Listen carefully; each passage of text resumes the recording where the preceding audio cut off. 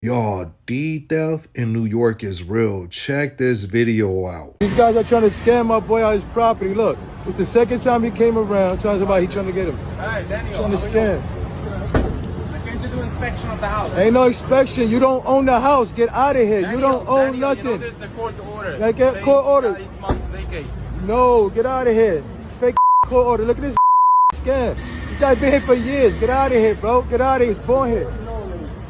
Get out of here. When they call the cops, you came, the cops came, they did nothing. Get out of here. Yo, oh yeah. I don't know if you know this guy's trying to scam. We not playing over here. We not playing. We don't give a about that little fake hat. We not this hat on. We not playing. You heard me? We not playing. I'm trying to play. I'm trying to get him out of here before he get himself hurt out here. You heard? We don't give a about that hat. You heard? We don't give a about that hat. This is how they commit deed theft in New York City. They target the most vulnerable population. You see how he first started off with, oh, this is a home inspection. We just want to inspect your home. And then it goes into, oh, this is an eviction notice. And he didn't know how to respond because none of it was working. People just was like, nah, we're not going for that. And in New York City, it's illegal. Self-help eviction, because that's what he was doing. Self-help eviction is illegal. Landlords cannot evict you by themselves. And tenants also have rights.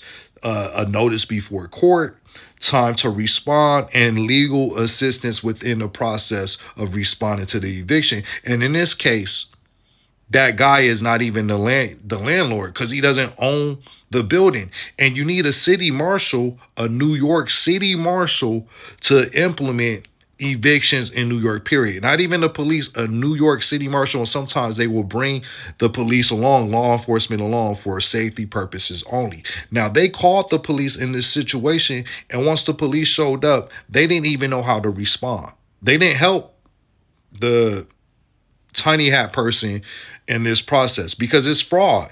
And they should, New York, this is New York City, they should put protections in place to protect people like this. I heard cases like this going back to 2014, and they haven't put anything in place to protect homeowners, but they out here protecting undocumented immigrants. I hate to bring that population in to the mix, but they always, they advocate for them immediately. But where's the protection for the homeowners? And you seen who's trying to swindle people out of their house. Deed theft, where homeowners are essentially tricked out of their properties, has been a pervasive problem for a few years now. And now this group is rallying outside the governor's office, demanding that she do something about it. My father and I worked really hard. We scraped and we saved and we purchased our home legally and legitimately. Rachel Cyprian was shaking mad as she spoke with us outside the governor's office about the devastating impact of her 15-year fight to reclaim ownership of her Brooklyn home following deed theft. It leads to homelessness. It leads to depression. It leads to all sorts of failures. Here we are, black people, in this country now for over 400 years, and we're constantly starting from square one. Deed theft is when a property's title is transferred away from the rightful owner, generally due to deceptive or predatory tactics. Frequently, the targets are seniors and communities of color. What do we want? When do we want it?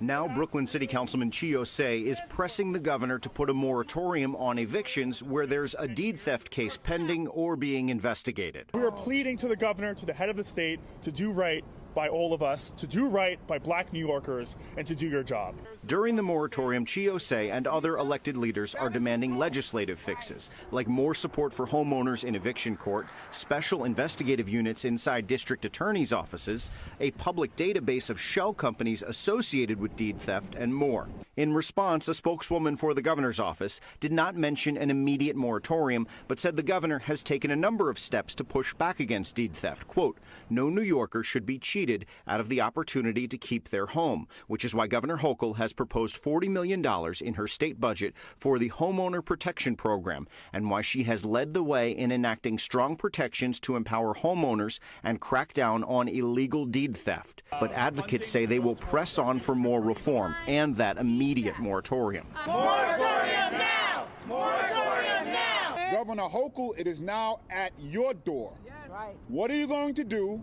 to keep black families in their home? That's it. That's all I want to hear about. Between 2014 and 2023, there have been roughly 3,500 complaints of deed theft in New York City alone. So we will continue following these proposals and continue to follow up with the governor's office and councilman's office as this moves forward. In Midtown, Henry Rossoff, Pix 11 News. Over 3,500 cases of deed theft, not in the West Bank, in Brooklyn. People are tricked into losing equity and ownership of their own houses. This shit is happening in broad daylight. These guys are trying to scam my boy out his property. Look. To do inspection of the house. Ain't no inspection. You don't own the house. Get This is a court order. Like get court order. Must vacate. No. Deed theft to the New York Attorney General's office has more than tripled over the last few years. It's essentially when someone steals your house, often by forging the deed. Meng Yu bought this house and has the paperwork to prove it. Yet he's locked out and fighting in court for access while the district attorney investigates. Says a woman who'd been living in the house refused to leave. That same woman somehow took over the deed. I was shocked. How could this be possible? Because only their owner are supposed to sell the house. Rachel Cyprian was shaking mad as she spoke with us outside the governor's office about the devastating impact of her 15-year fight to reclaim ownership of her Brooklyn home following deed theft. It leads to A courtroom confrontation today after the long-awaited sentencing in a major deed theft case was unexpectedly postponed. News 12 Shakti Dennis was there. Tensions ran high inside the Brooklyn courthouse today. On one side, victims of deed theft. On the other, supporters of Sanford Solnit, a disbarred lawyer who was convicted back in June for stealing 11 Brooklyn properties through a fraudulent real estate scheme targeting mostly minority homeowners in financial distress. His sentencing was supposed to happen today, but last night some victims learned that it had been postponed. Lawyers say Solnit hadn't met with probation because of the Jewish holidays. Still, some victims came to court anyway, only to find dozens of Solnit supporters there too. He told me that I should not come today. Why can't I show up today as a victim? Why didn't you call all of them and tell them not to show up? Inside the courtroom, the judge set a new sentencing date and allowed one victim who traveled from out of state to read an impact statement. He took away my property. He took away my choice. Mr. Solnit harmed me and left me with a short end of the stick. Solnit's defense attorney says he respects the court's decision, but claims the victims are not telling the full story. This court found them guilty of making a false representation. Punishment will ensue for that. But this persistent notion that all of these individuals were hapless, unknowing, unintelligent individuals is just wrong. Victims and advocates say they're frustrated by how long the case has dragged on. Some are still fighting to keep their property. It destroyed our lives. They took more than 13 years away from us. The new sentencing date is now set to November 12, and on that day, more victims are expected to address Solnit directly. A courtroom confrontation today after the long-awaited sentencing in a major deed theft case was unexpectedly postponed. News 12 Shakti Dennis was there. Tensions ran high inside the Brooklyn courthouse today. On one side, victims of deed theft. On the other, supporters of Sanford Solnit, a disbarred lawyer who was convicted back in June for stealing 11 Brooklyn properties through a fraudulent real estate scheme targeting mostly minority homeowners in financial distress. His sentencing was supposed to happen today, but last night some victims learned that it had been postponed. Lawyers say Solnit hadn't met with probation because of the Jewish holidays. Still, some victims came to court anyway, only to find dozens of Solnit supporters there too. He told me that I should not come today. Why can't I show up today as a victim? Why didn't you call all of them and tell them not to show up? Inside the courtroom, the judge set a new sentencing date and allowed one victim who traveled from out of state to read an impact statement. He took away my property. He took away my choice. Mr. Solnit harmed me and left me with a short end of the stick. Solnit's defense attorney says he respects the court's decision, but claims the victims are not telling the full story. This court found them guilty of making a false representation. Punishment will ensue for that. But this persistent notion that all of these individuals were hapless, unknowing, unintelligent individuals is just wrong. Victims and advocates say they're frustrated by how long the case has dragged on. Some are still fighting to keep their property. It destroyed our lives. They took more than 13 years away from us. The new sentencing date is now set to November 12, and on that day, more victims are expected to address Solnit directly and tell him how this whole situation has impacted them. In downtown Brooklyn, Shakti Dennis, News 12.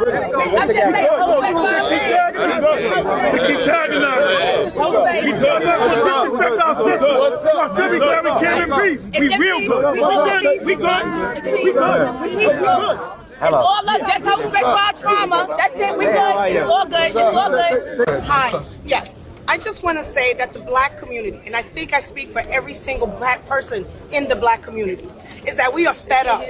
Everyone wants us to be calm when it's our blood that is shedding on these streets. This is unacceptable. You need not be a genius to know to push an individual out of a wheelchair. What bothered me the most was how comfortable these men were in being disrespectful to the men in my community. The men in our community are good enough to go to jail, and other people don't go to jail. Daniel Penny didn't go to jail. Daniel Pentaleo didn't go to jail. But Trayvon Martin is dead, and now we keep being disrespected. We are all here. We keep saying, let's live in peace, let's live in peace. You want us to live peacefully when you keep doing us harm. We're losing our homes because of a lot of these people from the Jewish community are stealing our deeds, and nothing is happening. You're hurting our black men. Stop. You're leaving me vulnerable. This is wrong on every single level. Stop asking me to be quiet and to suffer peacefully. I can't suffer peacefully. Arrest these men, send them to jail, and let us live. You're gentrifying Brooklyn. You're making it hard for us to live, and you want us to come here and smile and hold hands and say kumbaya. We're not gonna say kumbaya. Basically saying if I don't do it, somebody else will. Let's see. Jacob, you know this is not your house. Yes, but if I go, you don't go back. So what's the problem? What are you yelling at me? I didn't do this. I didn't do this. But it's easy to yell at me, but I didn't do this. You are stealing my house. And if I don't steal it, someone else is gonna steal it. No one is allowed to steal it, يا عمي. זה לא שלי להחזיר. So he's like, hey, if I don't steal it, somebody else is going to steal it. You called him by name. They're neighbors. Yes. They know each other. What a piece of garbage this guy is. So you got to talk to your neighbor by name. Yaakov, you know it's my house you're stealing. Well, someone's going to steal your house. I wonder where terrorism comes from. So that's what they do. That's just the regular MO. Can you imagine that? Somebody coming and stealing your house and trying to... Anyway, so breaking. Jews in Manhattan are stealing homes of black people through deed theft. This is real. Oh. This is... Well, who? The Chabad people? Or who is it? Is it like a Lakewood, New Jersey community of hayseeds? So let's watch.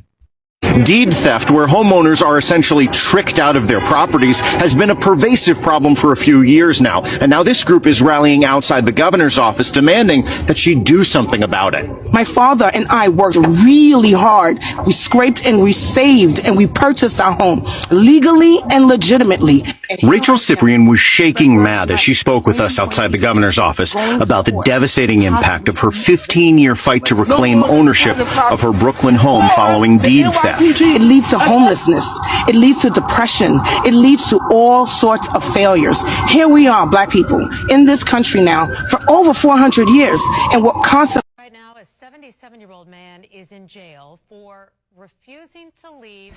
So this couple was a victim of deed fraud. So if you have older family members that you know of that own their property outright with no mortgage, you need to watch this video to help them not become a victim themselves.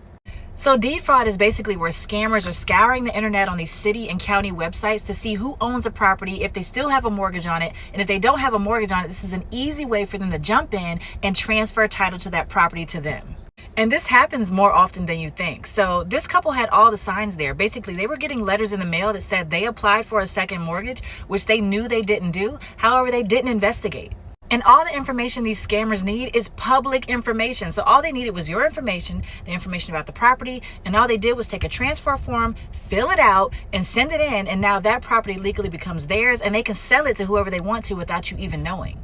So the best way to avoid something like this is to make sure you're monitoring your email, monitoring your mail, and checking your credit. You want to make sure that no one has an opportunity to fool you and scam you and you don't even know about it. You can buy what's called a title lock or title insurance, where this is going to help protect you if something like this were to happen without your knowledge.